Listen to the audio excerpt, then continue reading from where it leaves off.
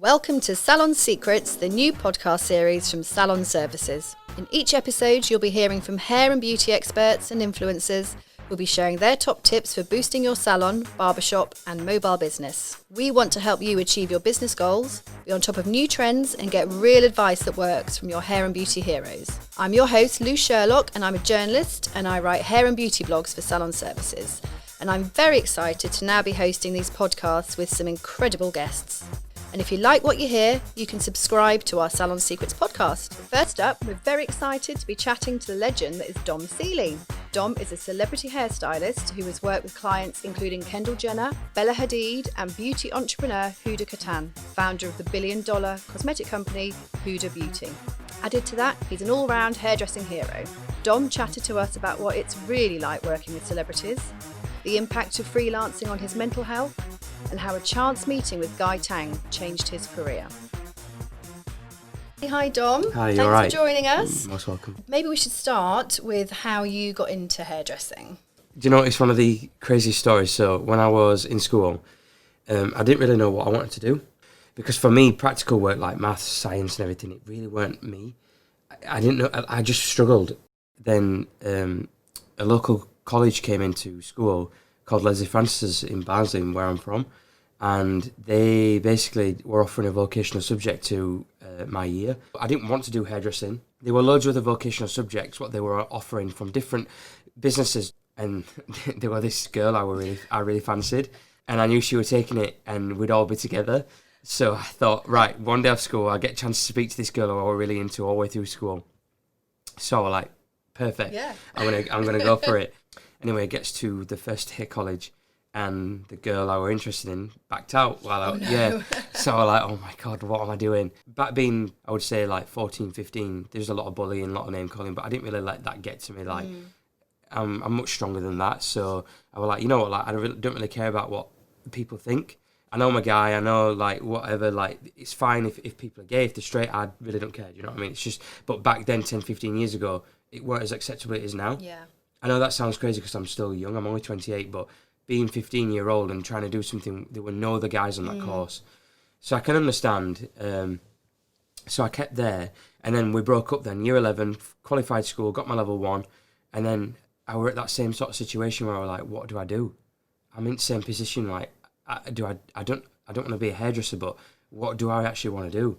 So I enrolled at Doncaster College, went for an open day, and there was this like huge projection room, and they were talking about all these different things, and I was like, what am I doing here? So I stands up, like in front of the projector, my shadows all across, and I was like, oh my God, in this big auditorium room, and I just walked out because I knew, again, I was like, this is not me. Yeah. And then Leslie Francis were like, come in, have a chat, let's see what we can do. And I didn't really know what path I wanted to go down, so I thought, you know what, like, just stick to hairdressing. I've been doing it 2 years. I can do my level 2. And again, when I qualify my level 2, I'll be 16, almost 17. So I'll still be young enough. If I wanted to go to college or university, I still can. I've got that opportunity. And then I just really picked up on it. I really loved it, really enjoyed it. And they were like, look, you are really good. Just really focus on it and just try and get to qualifying. And then I qualified when I just turned, when I were almost 17, so I was still 16 at the time. So I was the youngest person in South Yorkshire, if not England, with a qualification of level 2 in hairdressing at 16. Amazing, yeah. So looking back, I thought I could do everything. So what was that first moment when you first cut someone's hair? What was that like? Oh my God. Was that nerve-wracking? Yeah, like a nightmare. Well? Yeah, because I remember saying to my teacher, I was like, I cannot cut somebody's hair. Like, no way. Like, I can't do this. Like, how can someone trust me? Because you learn on mannequins, but the very basics, you actually, to qualify or pass off, as they say, on a cut, you have to do it on a real person. So I was like, you want me to do an actual haircut on somebody real? Like, how do you do it? Like, I couldn't understand how to learn hair cut from paper to do it in real life. Yeah. I just couldn't understand how to pick up sections, and I was like mind boggled. Like, I just couldn't understand how to do it. But as it went on and I got into it, like, I kind of understood it. I'm very much like, I have to see something to learn it. I can't learn it from paper. I have to watch someone do something. So for me, when I started watching people and and seeing how they did it and asking questions, that's how I really sort of picked up on it and did it myself. Yeah. So that first cut were really nerve-wracking. I think it took me like hours, but I did it. It was one of them things. But yeah, so after qualifying, then obviously I went on to my level 3, which is much more advanced. And then it's kind of like where you do your own thing. So because you're qualified, you don't really have like a teacher or a person to say over your back, showing you or teaching you or telling you that's wrong or that's right. So that's another thing where I struggle with confidence even now. So I feel like if I do it on myself, I can do it. But if someone's watching me or someone's over my back, I feel like I'm doing something wrong. Yeah. So I feel like I gained a bit more confidence in my level 3. That's when I really could personalise what I wanted to do and sort of mould myself into what I wanted to do in hairdressing. I opened up this salon in a place I'd never been to. I had no clientele. Social media weren't around then. No. I didn't advertise. I just basically said to my mum and dad, I was like, I want this to be, if it's successful, I want to make it successful myself. So I want people to come show what I can do and try and get them as a client like that. So I had my salon for 6 years. How did you get clients if you weren't, without the social media, without advertising? How did you get people through the door? It was kind of hard. So I used to just basically, my mum opened a boutique and I was in a salon. So we opened up a 3-story building. And my mum had a clothing boutique. So when women would come into the clothing boutique, I'd be upstairs and I'd come down and say to them, I know you're probably busy or you have other salons to go to, but I'm actually, I've got a salon upstairs. If you want to come and sit down, let me do something for free, just show you what I can do. And if you like it, then please come back and we'll get you a consultation, we'll get you started. And that's how I built it up. Brilliant. In a village. Yeah, and then obviously it spread like wildfire. This new guy's in town, like, he's just qualified, but he's doing this. And I think it was that sort of village mentality where everybody in the village kind of grew up with everybody in the village. So the hairstylist, everybody knew. So somebody new coming on the scene from a different place, it was kind of new for them. And then one group of women would tell another group of women, and it'd go around every school. And then I got to a point where I was really, really busy, and I had to like almost decide if I wanted to open another space, like a chair to rent or employ someone, or close it to go freelance. But this is where social media came in. We sort of fast forward from that. So you've done all your training, and then throughout your career, and then you met Guy Tang. So can you tell us about that? So I started using Olaplex. So I saw Tracy Cunningham and Guy Tang and all these people using Olaplex in America, and I was like, oh my God, what is this product? And I managed to get Olaplex in my salon. I DM'd Olaplex actually directly in America and asked them, what is this product? And they sent me some. Obviously I paid for it. They shipped it across to me. And there were no instructions, no millimeters on the bottles, there were nothing. I was like, so I didn't know measurements, I didn't know anything. So I was just free pouring. So back then I was like, why is my colours not lifting? All the information now, what you've got now is like, it wasn't there at all. So I was really struggling with Olaplex back then. But like I said, that's when social media first started. So that's when I first started seeing Guy. I saw him on social media, on YouTube especially, and I was watching these videos. I'm like, how does this guy create these colours? Like, it's crazy. I remember showing my mum, Mum, look at this guy in LA, like, it's nuts what he can do. Like, how can he take Asian hair white? Like, it's mad. And that's how I came across Olaplex, basically. So yeah, social media first started. My girlfriend at the time, she had Instagram, but I really weren't bothered. And it was actually her what set my Instagram up. Oh, right. She was like, look, you need to get on Instagram. I never really uploaded work, because I'm like, can people really be bothered seeing my work? Are people interested? So I basically followed her. That was the only other person I followed. But using that, I didn't really follow people, but I used it as a platform to watch people as hairstylists like Guy and Tracy Cunningham and all these people in LA. I was just so inspired. And then obviously I was using Olaplex for a while, and then I saw that Olaplex were bringing Guy over for their Salon International show. And I always went to Salon International. So I said to my mum, like, you're coming to Salon International with me this time. So we booked a hotel, came down to Salon International, and just randomly, we was in the hotel where Guy was staying. And they were doing an Olaplex seminar, and the team from Olaplex were like, oh, are you here for the seminar? We're like, no, we're just here for Olaplex to watch at Salon International. Next thing I knew, she literally rushes into this room with Guy Tang. So as you can imagine me, I was like, oh my God, Guy Tang's like literally in front of me. Like to me, we're a celebrity then. Yeah. Because I'd never been around people like that before. And Guy were doing a demo. And then he just literally looked at me and he just said to me, because my hair was tied up, and he just said, how long's your hair? I was like, oh, it's kind of long. So I took my hair down and he's like, oh my God, like, I've never seen a guy with long hair before. Like, then he started like playing around with it, like putting his hands through it. And then he said to the Olaplex manager or someone who was in charge of the whole show, is like, I want to colour this guy's hair on the show. So since then, it just like went crazy.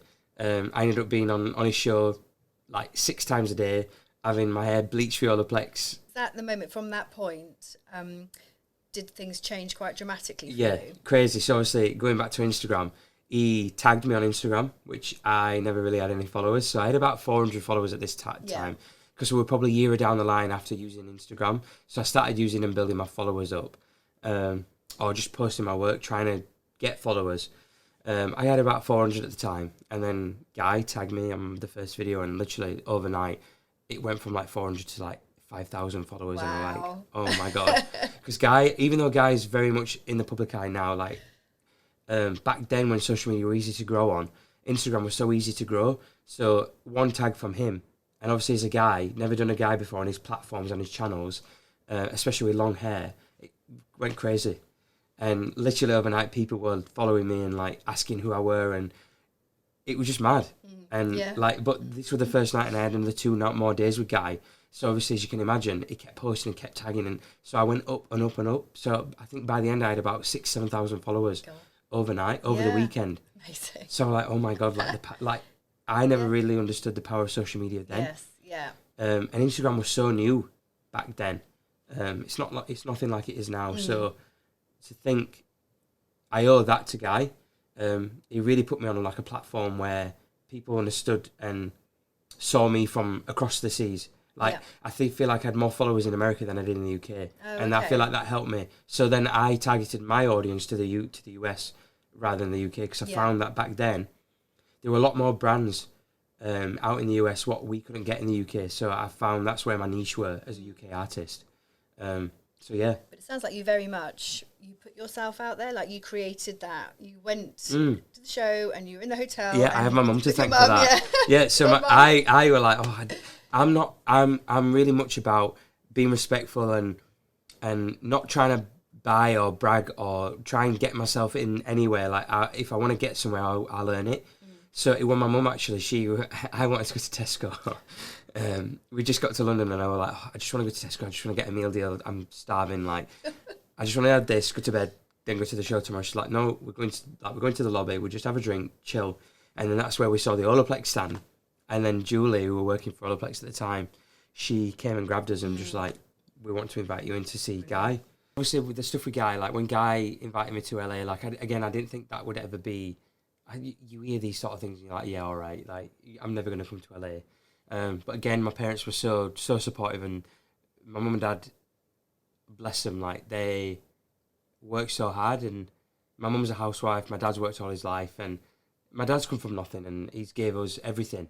And we live a comfortable life, and I owe it all to my mum and dad, really. Like without my dad and my mum, I won't be able to do, or I won't be where I am now. I'd be where I am with my hands, because it's myself and my own talent, but without the backing of them, I won't be where I am. So my dad were like, yep, we'll pay for you to go to LA. So he paid for me to go to LA for a month. So me and my mum went to LA. Guy and you were in LA, and we filmed a YouTube video. And again, that YouTube video went crazy. I got another couple of thousand followers. It was the most watched YouTube video with a guy with balayaged hair colour. Amazing. And that's still up there on his Instagram, on his social media. Like, it's mad to think that I'm on Guy Tang's social media. And then, it was just them connections. I met loads of other hair artists and hairstylists, and just really collaborated and just wanted to know their craft and know what they want, what their story were. Looking at your Instagram this week, you've had, as you were saying, a very busy week. So you were doing the Brits, you were doing Kendall Jenner. Yeah, oh my God, yeah. Ella, so Hadid. the Brits is crazy. Yeah, so tell us, because you talked about celebrity clients. So can you tell us a bit about that? And how you got so into it, how that started? Yeah, so my celebrity clientele, that is crazy, like mad. So I started doing, I worked obviously fashion weeks, and to be honest with you, if people really do want to get into this industry, learn the craft. I started at Fashion Weeks, and I will always do Fashion Weeks. I just think that's where, as a hairstylist, it's like a library where you really learn from your top stylist, Guido, Sam McKnight, Anthony Turner, James Petchis, like all these type of great people who are doing amazing hair. Without them, there wouldn't be hair what we're doing now. So to get on their teams, it's super hard. But once you're on the teams, like I've never personally been on their teams, but I've done shows. I've worked with GHD sponsored shows. I've worked with Luke Hershison from Daniel Hershisson's in London. So I've done London Fashion Week, Milan Fashion Week, working with Kenna, who used to be GHD's creative director. And then I've obviously done Paris Fashion Week. So it's crazy, but that's where you really learn and you make connections. So I met Kenna. Did a few seasons with him in Milan and London, and then his assistant Jason Crozier, who owns Crow's Nest in London, he sort of took me under his wing and had me assist him on a few shoots, and that's where you really start to learn. You have to assist. Again, you don't get paid for assisting, you don't get paid for Fashion Weeks, like it's all done by your own hand, yeah. Right. But then again, like you shouldn't expect to be paid for stuff like that because you're learning. You would never get that opportunity, so their payment is the opportunity. Yeah. And you would never get that experience. So I assisted Jason and assisted him quite a while, and then Jason took me along to the Jonathan Ross show where I was assisting him on Zara Larsson's hair. Zara Larsson is a singer, for if anybody don't know, and she was singing on the Jonathan Ross show, and I met her stylist and styled for Vicky Pattison. And then he's like, oh, Vicky Pattison is looking for a hairstylist. So me back then, I was like, oh my God. I didn't really know who Vicky was. I heard about her from shows, but I weren't really into reality TV, so I never really watched her TV shows. So I didn't really have an opinion on Vicky. So I was like, yeah, perfect. Like if it works out, it works out. And I remember shopping in Leeds, and I got a call like, can you come to Newcastle to do Vicky? So then obviously for me, I was like, oh my God, like I was 23, 24 at the time. Wow. So then it was quite a big thing. I was like, oh my God, she's a UK celebrity. Never done her before. So I went up, did Vicky, and it was just a natural like relationship. So then she started booking me more and more. And then I was working with Vicky for around 2 to 3 years. And then again, that got the ball rolling. She introduced me to different people. And then I started doing different reality TV stars. And then met different agents, different TV companies, different magazines. And I just did one job from another. And then that's how I met Amber, who I did for the Brits. Amber, I didn't watch her in Love Island, but then she just came out of Love Island, and then I got a call to do different shows and different stuff with her. And I made a really true friendship out of with Amber. So it's crazy because I never really thought that I'd meet a friend. Yeah. So whenever Amber does any big red carpet, she always says to me, like, can you come and do it? So that's how I got to do it for the Brits. So I've done it for a few red carpets before, but I only do it for the big ones.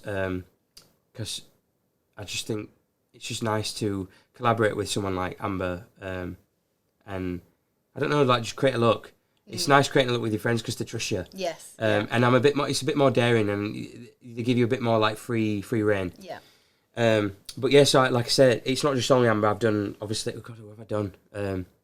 UK celebrity wise, Vicky Pattison, Georgia Kasulu from Towie, Kate Ferdinand, Kate Wright, who's now Kate Ferdinand, Amber Davis. Do you know, I always forget everybody I've done. Who else have I done in the UK? They're UK ones, then obviously American or worldwide international ones. Kendall Jenner, Bella Hadid, Olivia Culpo. I work with obviously Huda Beauty from Huda Katan. Yeah. What's it like going into the world of Kendall Jenner? Because obviously, she's a phenomenon. What's that like? Again, are you nervous when you first met her? I am the most nervous. What's she like? She's so nice. Yeah. She's so nice. I'm always really nervous. But I'm not just nervous with Kendall, I'm nervous with pretty much everybody. I just think that's just the job. If I weren't nervous, then I wouldn't be doing a good job. Yes. Yeah. I'm always nervous, but super, super nice. Like, she's really, really nice. So, and it's always nice to work with her. I like to get the opportunity to work with her. Like I said, I work for Main Addicts, which is Jen Atkins' business. So I met Jen at an event in Manchester, believe it or not, for Beauty Works Hair Extensions, who I also work with. And again, the relationship just carried on from there.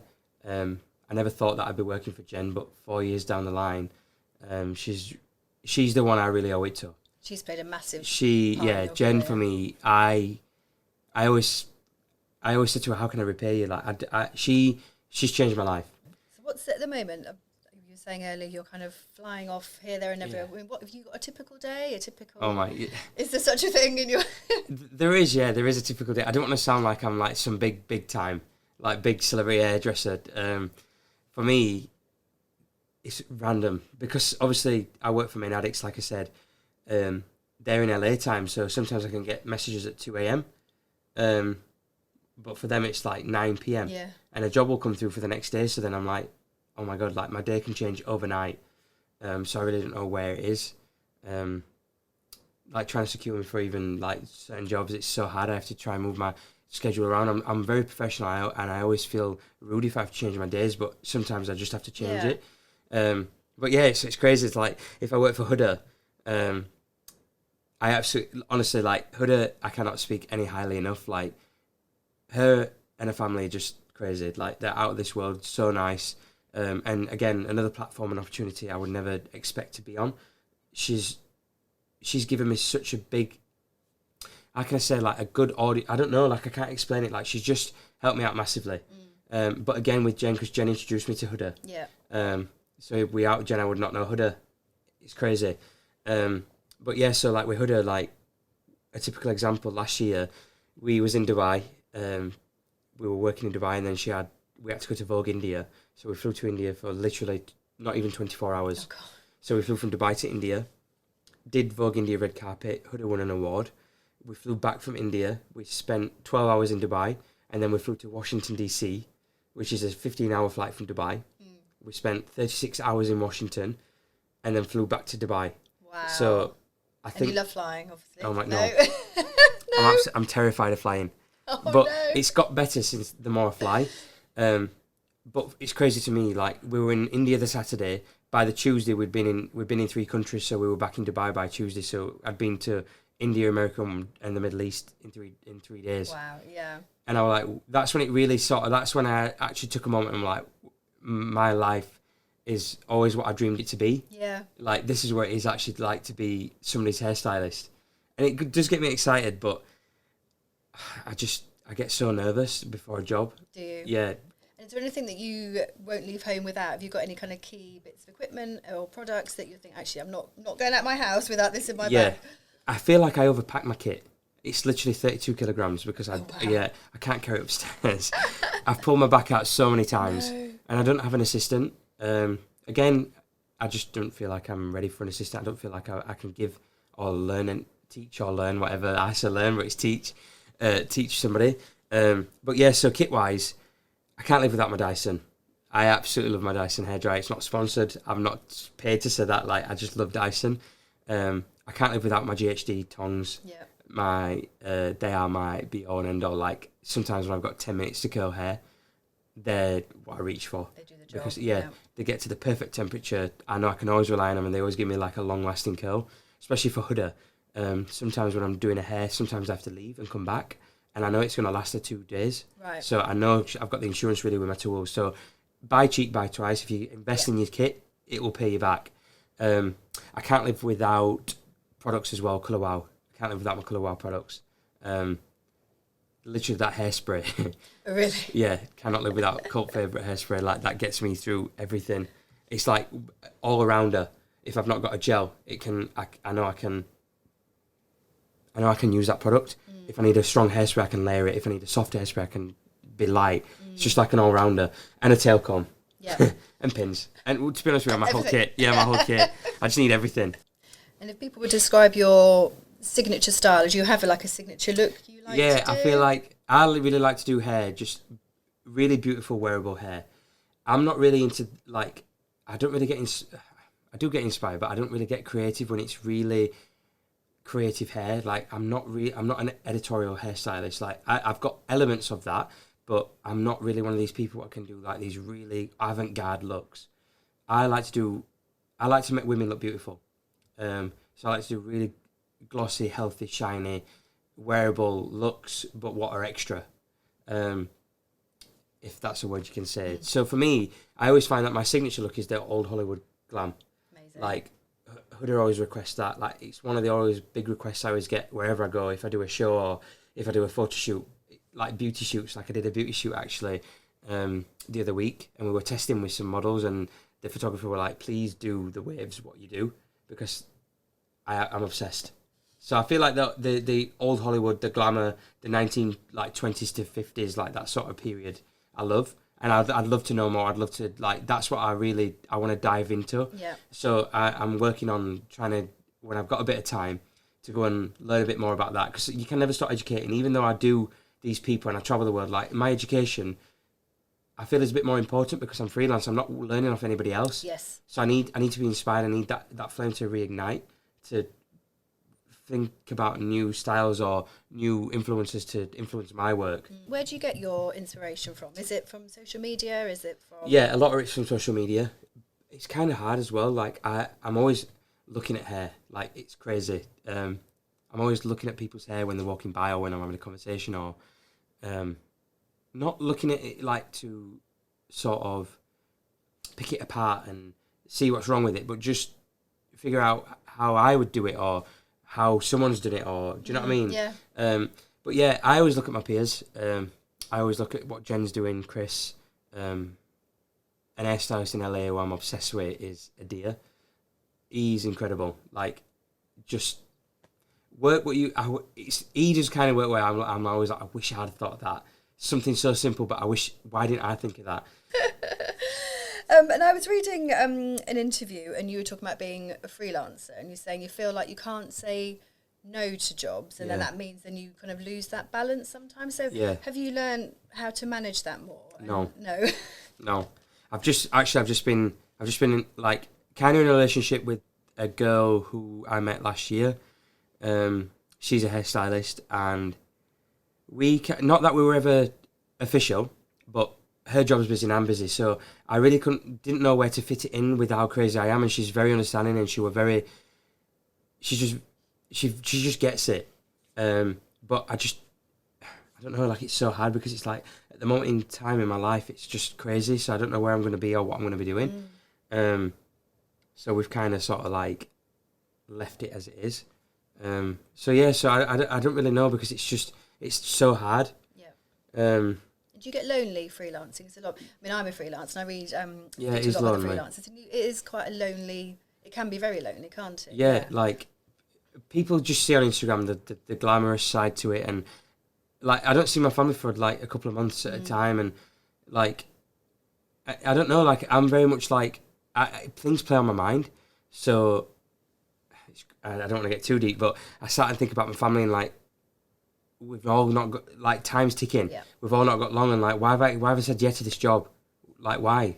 I didn't need to go to Saudi Arabia. I didn't need to go to Middle East. I didn't need to go to America. I didn't need to go to, you know what I mean, Spain or Paris or whatever. But my family are like, look, it's your life, like, that's what you have to do.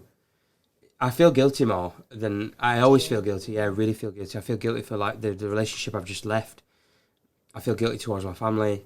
And I feel guilty towards myself because I don't really give myself that time. Yeah. I say yeah to everything, and it's not because I feel like I'm missing out.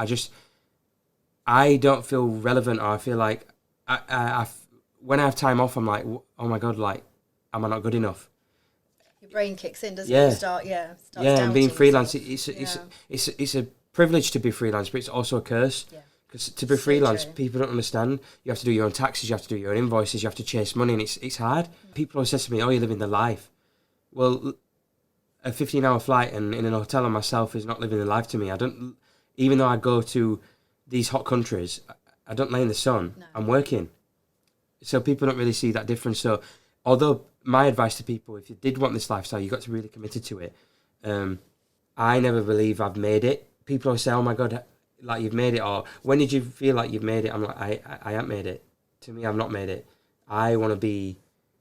So where do you want to be? Like, what would? And again, it's impossible, isn't it? Just define what is that success. What would make you feel you've made it? But I suppose that's ever shifting, isn't it? As you constantly, do more, And there's a saying there's always a saying what I always see, and it resonates so well because it's like there were a time where what you have now is what you wanted. Yes. And it's mad because it's like so true. It's like, I remember 2-3 years ago, I always wanted to do celebrity hair.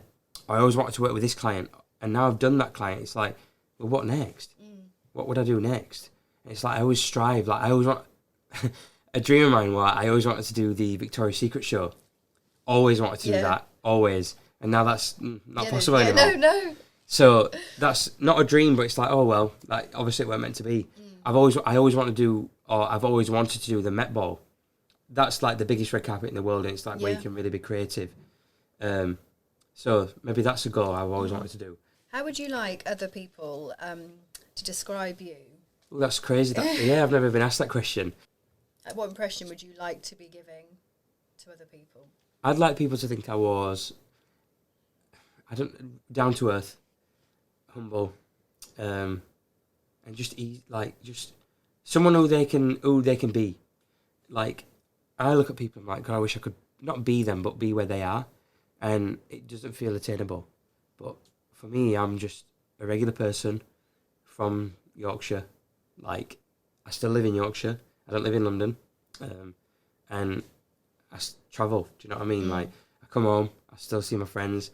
I go around to my hometown, and people like, you get the odd comment like, "What are you doing here?" You're like, "You big time," and I'm like, I'm in my town. I'm from where I'm from. So if people describe me, I'd like people to describe me as someone who's just, I don't know, just nice. How do you practice that self-care? How do you sort of look after yourself? You're kind of looking after others all the time. Do you know, I really struggled for around a year, 2 years. My health really suffered. I ended up getting myself so ill that I went to Vegas with all the guys, and I got so ill in Vegas I was crawling the strip on my hands and knees because I was so ill. I don't drink alcohol. I don't take any drugs. I don't smoke. I don't do anything. I'm like, I play by the book and I'm ill. Like, why me? I ended up having my gallbladder removed. Oh my gosh. Yeah, my health it really struggled. I have like really bad health issues like IBS. I've got a thing called Gilbert syndrome, what affects my liver. The gallbladder symptoms on top of that. So I weren't really paying attention to that. I'm lactose intolerant, but I was doing all the wrong things because of my schedule.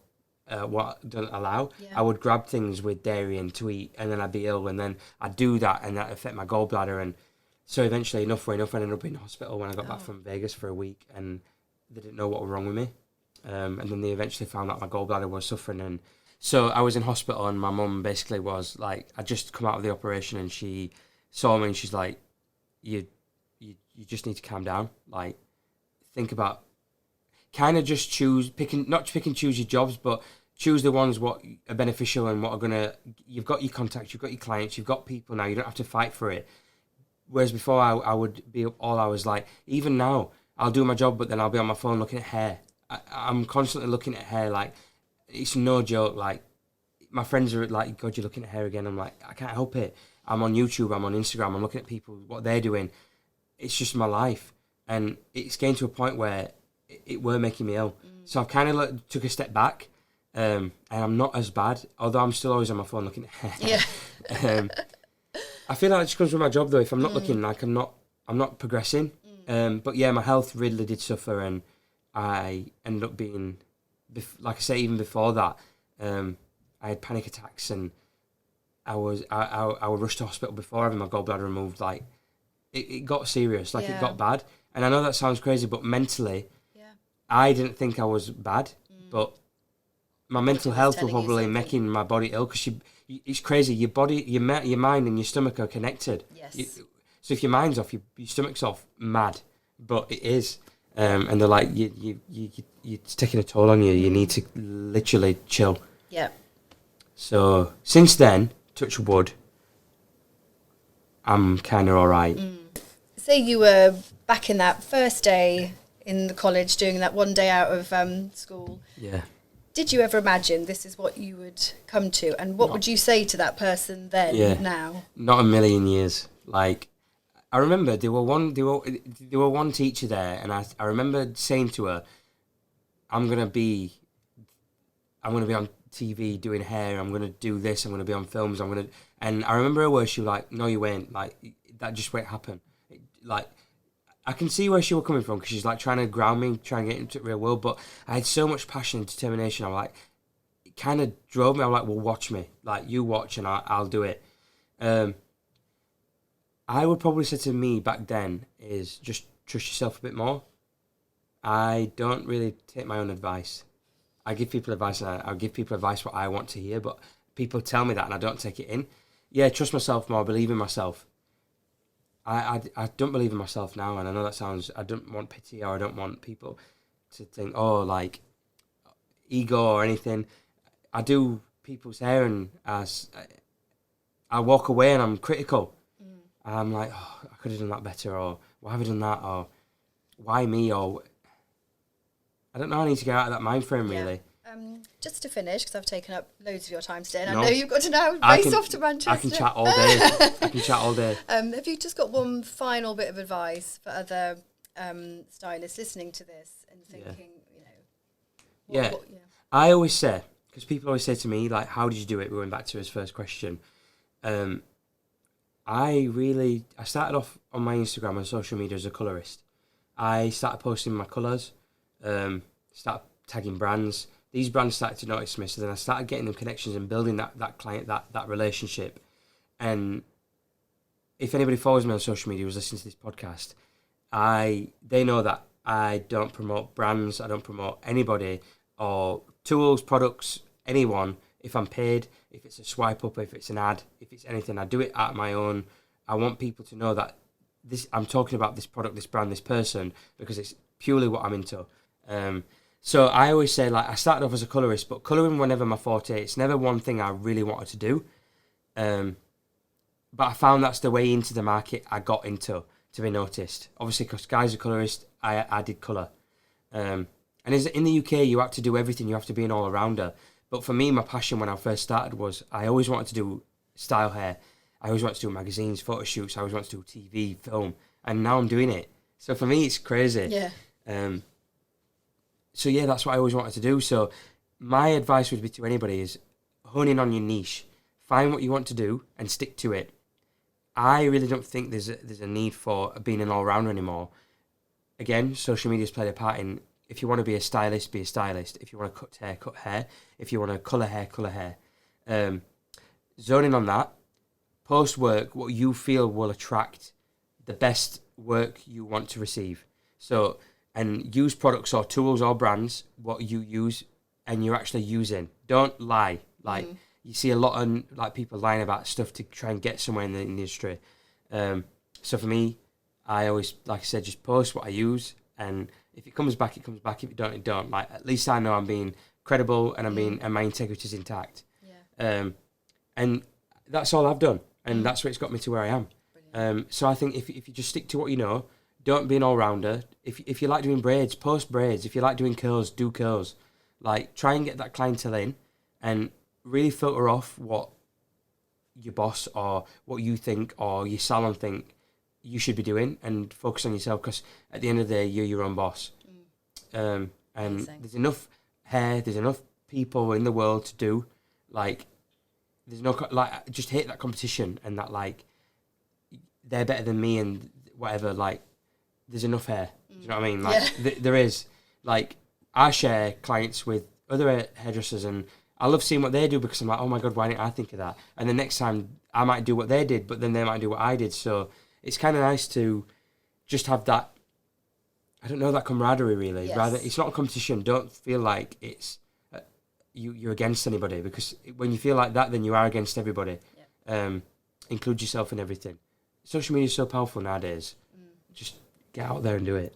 Brilliant. That's what I would say. Like, that's what I'm doing. That's what I'm still doing. I'm still getting out there and doing it. Brilliant. Well, thank you so much, Dom. You're welcome. Thank you for your time and all your insights. And yeah, thank you. Thanks for listening to our first Salon Secrets podcast with Dom Seeley, and music by audionautics.com. We hope you enjoyed it, and tune in next time.